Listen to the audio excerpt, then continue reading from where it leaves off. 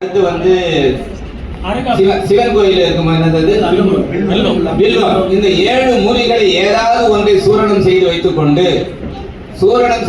கொண்டு நாட்டு சர்க்கரை கலந்து சாப்பிட்டா போதும். கொதிக்க வச்சு குடிக்கிறதுலாம் இல்ல. இது நம்மால முடியாத. ஏதாவது ஒன்று, இந்த 7 மூலிகைகள்ல ஏதாவது ஒன்று காலையில 10 உலக்கின பிறகு அதை நாட்டு சர்க்கரையில் கலந்து சாப்பிடணும். இது எனக்கு எல்லாம் கிடைக்கல. எனக்கு தூதுவளை கிடைச்சது. அதற்கடுத்து வந்து கரிசாலை இப்போ கிடைக்க மாட்டேங்குது. இது ஏன்னு தெரியல. வெள்ளை கரிசாலை எங்கேயுமே கிடைக்கல. அந்த கரிசாலைக்கு பதிலாக தூதுவளை, அப்புறம் வல்லாரை நம்ம இடத்துல இருந்தது, அது இப்போ இல்லாமல் போயிடுச்சு. புளியாரை, இதெல்லாம் நம்ம வந்து சூரணம் செய்து கொண்டு அந்த நாடு சர்க்கரை கலந்து சாப்பிட்டுக்கிட்டு இருக்கிறேன். அந்த மாதிரி பால், தயிர், மோர், நெய் முதலான அத்தனையும் நீங்கள் விட்டுணும். அதை நான் விட்டு இருக்கிறேன். காஃபி குடிக்கிறது இல்லை. பால் சேர்ந்ததுன்னா அதை சாப்பிட மாட்டேன். அப்ப இவைகள் எல்லாம் வள்ளல் பெருமான் சொன்ன அந்த நித்திய கர்ம விதியில இருக்குது. அதை நீங்கள் அனுசரிக்கணும். ஒவ்வொருடைய வீட்லயும் இந்த நித்திய கர்ம விதி இது மாதிரி ஒரு போர்டு மாதிரி போட்டு உங்க வீட்டுல மாட்டி வைங்க. அந்த குழந்தைகள்லாம் என்னப்பான்னு கேட்கும். அப்போ அதுங்களுக்கு விலைக்கு சொல்லுங்க. காரணம், நம்முடைய வாரிசுகள் அவர் இருந்தாரு, அவரோட போச்சு சன்மார்க்க சங்கம். பிள்ளைங்களாம் யாரும் கடைபிடிக்கலப்பா அப்படி சொன்னா எவ்வளவு கேவலம். நமக்கு கேவலம் இல்ல, வள்ளல் பெருமாளுடைய சன்மார்க்க சங்கத்துக்கு கேவலம். நான் உங்களுக்கு சொல்லிக் கொள்வதெல்லாம் காலையிலே 4 மணிக்கு எழுந்துக்க சொல்றாரு இல்லையா? 4 மணிக்கு இல்லைனா குறைஞ்சது 5 மணிக்காவது எழுந்துக்குங்க. இல்லையா? 4 மணிக்கு எல்லாரும் முடியவே முடியாதுன்னு சொல்லிட்டு நிறைய பேர் என்ன பண்ணுவாங்க, பழக்கம் இருக்கிற மாதிரியே இருந்துருவாங்க. கொஞ்சம் அவங்களுக்கு ஒரு அவகாசம் கொடுங்க. அதற்கடுத்து ராத்திரி 12 மணிக்கு தான் படுக்க சொல்றாங்க. 12 மணிக்கு படுத்து 3 மணிக்கு சொல்றாங்க. அப்ப தூக்கம் எத்தனை? 3 மணி நேரம். 8ல் ஒரு பாகம். ஒரு நாளைக்கு 24 மணி நேரம், 3 மணி நேரம் தூங்கினா போதும்னு சொல்றாங்க. இந்த தூக்கம் அதிகமா தூங்க ஆயுள் குறைஞ்சிட்டே வரும். அதுல சந்தேகமே இல்லை. இப்பொழுது நான் படுக்க போகும்போது 10, 11 ஆயிடும். தூங்கி எழுந்துக்கும் போது பாத்தீங்கன்னா 4 மணிலேருந்து எழுந்துட்டு பார்த்துக்கிட்டே இருப்பேன். டைம் பார்த்துக்கிட்டே இருப்பேன், எப்போ எழுந்துக்கலாம். 4:30 மணி 5 மணி ஆனோன்னா எழுந்துருவேன். எழுந்துட்டு ஆலயத்தை பெருக்கத்து மாதிரி கொண்டு மற்றபடி அவங்களுக்கு ஹெல்ப் பண்ணி இப்படி என்னுடைய நடைமுறை போகும். அதற்கடுத்து திருத்திவெளி சன்மார்க்க சங்கத்துக்கு போவேன். அங்க போனோன்னா மூலிகைகளை வளர்த்து வச்சிருக்கிறோம். எதற்காக சொல்லுகிறோம் என்றால், இந்த தேகத்தை பொன்போல் பாதுகாக்க வேண்டும் என்பது வள்ளலாருடைய சத்தியமான வார்த்தை. சன்மார்க்க சங்கத்துல மரணமில்லா பெருவாழ் வாழலாம் வள்ளலார் சொன்னாங்க. ஒரே ஒரு ஆளை காமிங்க பார்க்கலாம் அப்படின்னு கிண்டல் பண்றாங்கல்ல, நம்மள பண்றாங்களா இல்லையா? அப்ப எதுக்கு அதை படிக்கிறீங்க? ஒரு ஆள் கூட தேரல, எல்லாரும் எப்படி திடீர்னு இறந்து போறோம். அப்ப இவ்வளவு ஒழுக்கங்களையும் சொல்லியும் சாவு வருவதற்கு என்ன காரணம்? சிந்திச்சுமா நாம? அவர் சொன்னதை நாம கடைபிடித்து நாம் அப்படி நடந்து வரும் பொழுது, தற்செயலாக அவர் சொன்னதற்கு விரோதமாக நடந்து மரணம் வரும் பொழுது நமக்கு மட்டும் பாதிப்பு அல்ல, சன்மார்க்க சங்கத்துக்கு பாதிப்போ, நம்மளோட பழகுனவங்களுக்கு பாதிப்போ, சன்மார்க்கத்துக்கு கெட்டது. முதலாக சோப மகாதேவன் இடத்துக்கு நான் முதல்ல போறேன். போகும்போது என்னுடைய நெற்றியில பட்டையா திருடி இருக்கு. தம்பிங்க, என்ன இது? ஐயா என்ன இப்படி கேட்குறீங்க? வள்ளலார் சொன்னது அதை தான் போட்டுக்கணும். வள்ளலார் சொன்னாரு, கடைசியில் சொன்னாரா தெரியுமா உனக்கு? சைவ சமயம் முதல் ஆச்சார சங்கல்பவர்களும் பற்றற கைவிட வேண்டும் சொல்றாரு, நீங்க அதை போட்டுட்டு இருக்கீங்க அப்படின்னு கேட்டாரு. அதற்கு அடுத்து நான் விட்டுட்டேன். முதலாக போற அன்னைக்கே விட்டாச்சு. அதற்கடுத்து சன்மார்க்க சங்கத்துடைய செயலாளர் ஒருத்தர் இருந்தார், தெரியுமா உங்களுக்கு? அவரை நீக்கிட்டு என்ன போட்டார். மாதந்தோறும் சன்மார்க்க கூட்டங்களுக்கு அடியன் செயலாளராக போய் அந்த கூட்டத்தில் கலந்துட்டு. கடைசியில சுத்த சன்மார்க்கம் என்ற ஒரு முக்கியமான கொள்கையை எனக்கு, அதாவது எப்படி சொல்றது, அச்சுவேர் ஆணிவேரா பிச்சு கொடுத்த மாதிரி எனக்கு அவ்வளோ விஷயங்களை சொல்லி கொடுத்தாரு. அப்பொழுது கோடம்பாக்கத்தில் வீர சண்முகனார் பெரிய வள்ளலாருடைய சிலையை வச்சு வழிபாடு பண்ணுவார். இவருக்கு அவருக்கு எப்போ பாரு தகராறு. யோ அது வேடாயா, ஜோதி வணங்கு அப்படி சொல்லுவார். கடைசியில வீர சண்முகனார், ஒரு பேரு வீர சண்முகனார். சோப்பு மகாதேவன் முதல்ல இருந்தாரு, வீர சண்முகனார் ரெண்டாவது இருந்தார். எனக்கு அப்படியே நம்பிக்கையே தளர்ந்து போச்சு. சன்மார்க்கம் பேருக்கு தான் இருக்கிறாவது, நமக்கு ஒன்றும் கிடைக்காத பொழுது இவங்க இப்படிலாம் இருந்தவங்க இவங்களே போயிட்டு அப்புறம் நாம் என்ன சாதிக்க போறோம் இப்படி உண்மையை நினைச்சேன். அதற்கடுத்து வடலூர்ல போயிட்டு துறை கந்தசாமி ஐயாவை போய் சந்திச்சேன். இல்ல இவருடைய ராமாயணத்தை சொல்ல நினைக்காதீங்க, எதற்காக என் அனுபவத்தில் கண்ட உண்மைகள். அவரும் சோப்ப மகாதேவனும் ஒண்ணு, அப்படியே அந்த கருத்துக்களை பிரதிபலிப்பாங்க. அப்படிப்பட்டவரோடு நான் பழகிற போது என்ன இந்த பையனுக்கு எதுனா மந்திரம் சொல்லி கொடுத்தியா? மந்திரமா? அவன் சொற்பொழியே பண்ணுவான். அப்படியே தூக்கி போட்டுச்சு அவருக்கு. என்ன சொல்ற நீ? என் தம்பி கொஞ்சம் சொல்றா ஜீவகாரிய ஒழுக்கத்தை பேச ஆரம்பிச்சுட்டான். இப்படிலாம் இருக்கணும் குழந்தை, ரைட்டு, ரொம்ப சந்தோஷம், இப்படிதான் இருக்கணும் அப்படின்னு சொல்லி ஆசீர்வாதம் பண்ணி அனுப்பினார். மிகப்பெரிய உத்தியோகத்தில் இருக்கிறாரு, 38 வயசு ஆகுது, இன்னும் திருமணம் பண்ணிக்கல. அவனை போய் கேட்கிறேன், தம்பி என்னடா நீயும் உங்க அம்மா மாதிரி குடிவாதம் பண்ணிக்கிற, என்னடா திருமணம் பண்ணிக்கிற? 38 வயசு ஆச்சு, இனிமேல் திருமணம் பண்ணி என்ன சாதிக்க போறேன் நான் அப்படின்னு சொல்றேன். அப்படி இருக்கக்கூடாது. சன்மார்க்க வாரிசுகளை கண்டிப்பா வேணும். எழுந்து போயிட்டான், நான் பேசிட்டு போது எழுந்து போயிட்டான். அவனுக்கு பிடிக்கல. 2-3 இடத்துல நாங்க பாக்குறோம், உங்களை யாருப்பா பார்க்க சொல்றது? நான் தான் வேணான்னு சொல்லிட்டேன் அப்படின்னு சொல்றோம். இப்ப ஏன் இதெல்லாம் நான் சொல்றேன்னு சொன்னா, என்னுடைய அனுபவத்தில் நான் சின்ன வயசுல இருந்து சன்மார்க்கத்தை கடைபிடித்து என்னுடைய குடும்பமும் கடைபிடித்து கடைசியில வாரிசுகளாக இருக்கக்கூடிய மகன் அரிப்பா பூரா படிப்பார், எல்லாம் செய்வாரு. நீங்களாம் படிக்கிறீங்க, சரி நடக்க மாட்டீங்க, நான் நடக்கிறேன் அப்படின்னு சொல்றாங்க. எந்த விதத்திலே என்னுடைய குடும்பம் இதில் ஈடுபட்டு நீங்க ஒரு சங்கத்துக்கு 2 சங்கம் எல்லாம் சொல்லுவாங்க. இவருக்கு 2 கொண்டாட்டி 2 சங்கம் 2 வீடு கிண்டல் பண்ணுவாங்க. எல்லாம் 2 இருக்குது. அப்படி ஏன் நான் சொல்றேன்னா, சன்மார்க்க சங்கத்தில் நித்திய ஒழுக்கத்தை நீங்கள் நிச்சயமாக கடைபிடிக்க வேண்டும். உணவு வகையிலே இந்த பழ வர்க்கங்கள்லாம் கூடாதுன்னு சொல்றாரு. நேர இதுக்குதான் இருக்கு, பழ வர்க்கங்கள் கூடாது.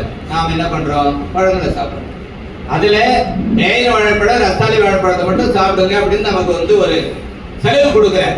நாம் அதை விட்டுறோம். நீங்க திருத்துவடி நடந்த சபைக்கு வந்தீங்கன்னா அங்க இருக்கிற மரங்கள் பூராவே மேயின் வாழை தான். ஏறக்குறைய மிகப்பெரிய தோப்பு ஆயிடுச்சு. நான் எல்லாருக்கும் சொல்லுவேன், வீட்டுல இடம் இருந்ததா இங்கிருந்து ஒரு 2-3 கண்ணை தோண்டி போய் வைங்க அப்படின்னு.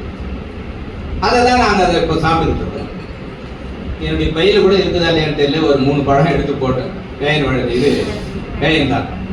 எதற்காக சொல்லுகிறேன் என்றால், நடைமுறையிலே நாம் அவைகளெல்லாம் கொஞ்சம் அனுசரித்து பார்க்கணும். பால் தயிர் மோர் வேணாம்னா சரி விட்டுடு, இன்னும் அதனால சாதிக்க போகுது அப்படின்னு விட்டுடணும். என்ன கீரை சாப்பிட சொல்றாரு அதை சாப்பிடுங்க, என்ன பழங்களை சாப்பிடணும் அது சொல்றாரு, இல்லட்டா பழங்கள் கிடைக்கணும்னா விட்டுருங்க, அதனால ஒன்றும் பெரிய காரியம் இல்லை. அதே மாதிரி இனிப்பு வகையில பாத்தீங்கன்னா வள்ளலாறு நாட்டு சர்க்கரை மட்டும்தான் சொல்றாரு. நாட்டு சர்க்கரை தான் சொல்றாரு. வெல்லம், தேனு, கல்கட்டை இவங்க சுத்த சன்மார்க்க ஆகாரம், சாப்பாடுங்கிற ஆகாரம் அப்படின்னா சாப்பாடு. அப்பப்போ தொட்டுக்கிறது இல்லை. ஒரு சென்னையில் இருக்காரு, அவர் உங்களுக்கு யாருக்கும் தெரியுமா? நாட்டு சர்க்கரை மட்டுமே கலந்து சாப்பிட்டுட்டு ரொம்ப நல்லா இருக்காருன்னு சொல்றாங்க. பேரு யாருக்கும் தெரியல எனக்கு. சென்னையில் இருக்காரு, வெறும் நாட்டு சர்க்கரை மட்டுமே. அப்ப இதெல்லாம் உடம்ப எந்த அளவுல கொண்டு போகன்றது அவங்களுடைய அனுபவத்தை கேட்டாதான் தெரியும். அதனால வள்ளலார் சொன்னது என்ன, நீங்க அவநம்பிக்கை வைக்காதீங்க. தேன், கல்கண்டு, வெல்லம் முதலானவைகள் சுத்த சன்மார்க்க ஆகாரம் என்று சொல்லுகிறார். அதை கொஞ்சம் பரிசை பண்ணுங்க. பழ வகைகள்லாம் விட்டுருங்க. பழத்துல இந்த பேயன் பழம், ரஸ்தாளி பழத்தை மட்டும் சாப்பிடுங்க. இந்த உடம்பை பக்குவப்படுத்த வேண்டும். எனக்கு அன்றையிலிருந்து அதே 60 கிலோ வெயிட் தான் இருக்கிறேன். ஏறக்குறைய ஒரு 15 வருஷமா ஒரு பாயிண்ட் இறங்குதா ஏறல, 60 கிலோ தான் அப்படியே இருக்கு. காரணம் நம்முடைய பழக்க வழக்கங்கள் இவைகள்லாம் இருக்குது. அதே மாதிரி குரல் வளத்துல என்ன மாறி இருக்குதா? இல்லை, அப்படிதான் இருக்கு. நாம் சன்மார்க்கத்துக்கு நான் இதை சாதித்தேன் என்ற ஒரு கருத்தை நீங்கள் செய்யவில்லை என்றால் ஏதாவது ஒரு வகையில அவர் போய் பாருங்க. இந்த விஷயத்துல அவர் எல்லாத்தோட முன்னணியில் இருக்கிறாருன்னா அவராண்ட போடணும், அவராண்ட இருக்கிற விஷயத்தை கத்துக்கணும். உணவு வகையில, உறக்க வகையில பாருங்க, உறங்கவே கூடாதுன்னு சொல்றாரு. அதை நமக்கு ரிலாக்ஸேஷன் கொடுத்துருக்காரு, 3 மணி நேரம் போதும். மரணத்திற்கு எதிரி தூக்கம்ன்ற, கொஞ்சம் படுத்து எழுந்துக்கலாமா அப்படின்றதுலாம் கிடையாது. காலையில தூங்க, இது இரவுல தூங்குறீங்களே, ராத்திரி 12ல இருந்து 3 மணி அல்லது 4 மணி வரைக்கும், அது போதும். அந்த ஆழ்ந்த உறக்கம், ஏன்னா ஆழ்ந்த உறக்கம் வரும். அப்போ என்ன, லேட்டா படுக்கிறோம், லேட்டா நம்ம சீக்கிரம் எழுந்துடுறோம். அதனால அந்த 3 மணி நேரம் தூக்கம் நமக்கு போதும். தூக்கம் யமனாண்டு இட்டு போயிடும். அதனால தூக்கத்தை குறைக்க சொல்லிட்டாரு. உணவு இந்த உடம்பை சோம்பலாக்கி சீக்கிரம் வந்து சாகடிச்சிடும். அதனால உணவு வகையில ரொம்ப கேர்ஃபுல்லா இருக்கணும். ஒழுக்கங்கள், இப்ப பெரியவங்களுடைய ஆசையெல்லாம் நமக்கு கிடைக்குதுன்னா எப்படி, ஒவ்வொருத்தருக்கும் ஒரு தனி திறமை இருக்குது. அவங்கள பார்த்தாலே, அந்த கண் தீட்சையினால அவங்கள பார்த்தாலே அந்த ஒரு அருள் நமக்கு கிடைக்கும் என்பதை நான் அனுபவத்தில் கண்டிருக்கிறேன். அதனால் நான் முக்கியமான சுத்த சன்மார்க்க கருத்துக்கள் எல்லாம் சொல்லி உங்களை வந்து குழப்பத்துக்காக வரல. என்னுடைய வாழ்க்கையில் நடந்த சம்பவங்களை நான் சொல்றேன்னு சொன்ன, அனுபவங்கள் ஒருத்தருக்கு பாடமாக அமைகிறது. அனுபவங்கள் மற்றவர்களுக்கு பாடங்களாக அமைகிறது. ஒருத்தருக்கு ஏற்பட்ட பாடம் இன்னொருத்தருக்கு வருமா? கண்டிப்பா வரும். பழக்கம் பண்ணி பாருங்க. இப்போ நான் வந்து 10 மணிக்கெல்லாம் படுத்துருவேன், காலையில் 6 மணிக்கு தான் எழுந்து பண்ண. எத்தனை மணி நேரம் ஐயாது? 8 மணி நேரமா? அதில் ஒரு 4 மணி நேரம் ஆக்குங்க, இல்லை 5 மணி நேரம் ஆக்குங்க. இப்படி தூக்கத்தை குறைக்க முயற்சி பண்ணுங்க. ஆகாரம் ஃபுல் சாப்பாடு வேணாம், முழு வயிறு இருக்கவே கூடாது. காரணம், உடனே தூக்கம் வந்துடும், அசதி வந்துடும், படுக்க சொல்லும். அதே மாதிரி தூங்கும் போது வள்ளலார் சொல்ற மாதிரி நீங்க படுத்து பாருங்க, ஆயுள் விருத்தியாகும். இடது கை பக்கமாகவே படுக்கணும். படுக்கத்திலிருந்து காலையில் எழுந்துக்கிற காரியம் அப்படி நான் பழக்கப்படுத்தி விட்டேன். என்னுடைய எப்படி போனாலும் தெரியும், அந்த பக்கம் தான் கையை போயிடும். அதனால இடது கை பக்கமாக படுத்து பழக்கம் பண்ணணும்.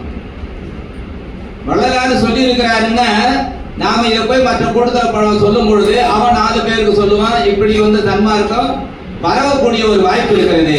நாம் முதலில் கடைபிடிக்க வேண்டும். அது சொல்லுவாரை தவிர அவர் அதெல்லாம் செய்ய மாட்டாரு அப்படின்னு சொன்னா போச்சு, சங்கத்துக்கும் அவமதிப்பு, நமக்கும் அவமானம்.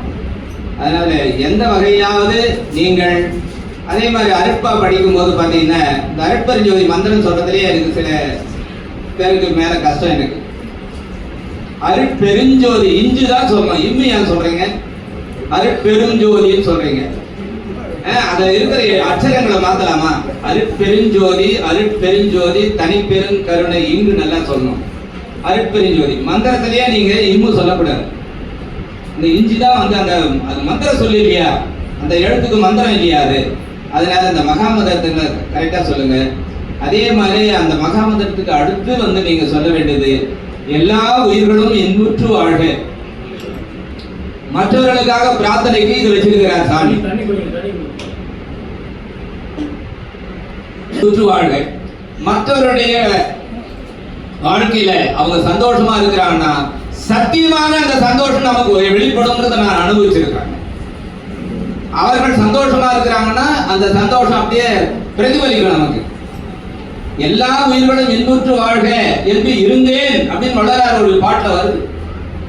எல்லா உயிர்களும் இன்புற்று வாழ்க என்று இருந்தேன், இருக்கின்றேன், இருக்கின்றது நாம் வந்து நம்முடைய வாழ்க்கைக்கு எடுத்துக்கணும். நாம் அவங்க சொன்னது எந்த இது உங்களுக்கு வந்து அது குறைவா இருக்குன்னு நினைக்கிறீங்க?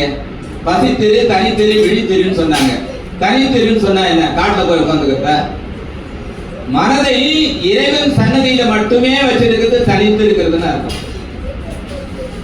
இடத்துல போய் மாத்திக்கிட்டு நம்ம காட்டுல போய் வசிக்கிறதுக்கு அர்த்தம் கிடையாது. பசித்திரு, தனித்திரு, அந்த எண்ணங்களை அலைகளை இறைவன் திருவடியிலேயே வைத்திருத்தல், அதான் தனித்திருத்தல். பசித்திருத்தல், தனித்திருத்தல், விழித்திருத்தல். விழித்தல்னா ஒருத்தன் தூங்காமல் இருந்தால் அவனுக்கு மரணம் இல்லைன்னு சொல்றாரு வள்ளலார். மரணம் தூங்காமல் இருந்தாலே மரணம் இல்லைன்னு சொல்றாரு. அந்த அளவுக்கு நமக்கு சன்மார்க்கி கிராம இது குடும்ப செல்வதற்கு முடியாததுனால 3 மணி நேரம் தூங்கினா போதும் சொன்னார். ஆயுள் விருத்திக்கு தூக்கம் வந்து யமனா இருக்கிறது. தூக்கத்தை கட்டுப்படுத்துங்க, எந்த வகையிலாவது கட்டுப்படுத்துங்க. வர அன்பர்களுக்கு சொல்லுங்க, குடும்பத்தில் இருக்கிறவங்களுக்கு சொல்லுங்க. இப்படிதான் நம்மளுடைய கொள்கையானது என்று கூறி நான் இதுகாரும் என்னுடைய சொந்த வாழ்க்கையில் ஏற்பட்ட விஷயங்கள் எல்லாம் உங்களுக்கு சொல்லிட்டேன். இதன் மூலமாக நான் அனுபவித்த சில விஷயங்களை, அது எப்படி எனக்கு அனுபவத்தில் வந்த இந்த விஷயங்களை உங்களுக்கு சொல்லியிருக்கிறேன். இதை நீங்கள் கேட்டு பலனடைமாறு அன்போடு கேட்டு விடைபெறுகிறேன். வந்தனம். அருட்பெருஞ்சோதி, அருட்பெருஞ்சோதி.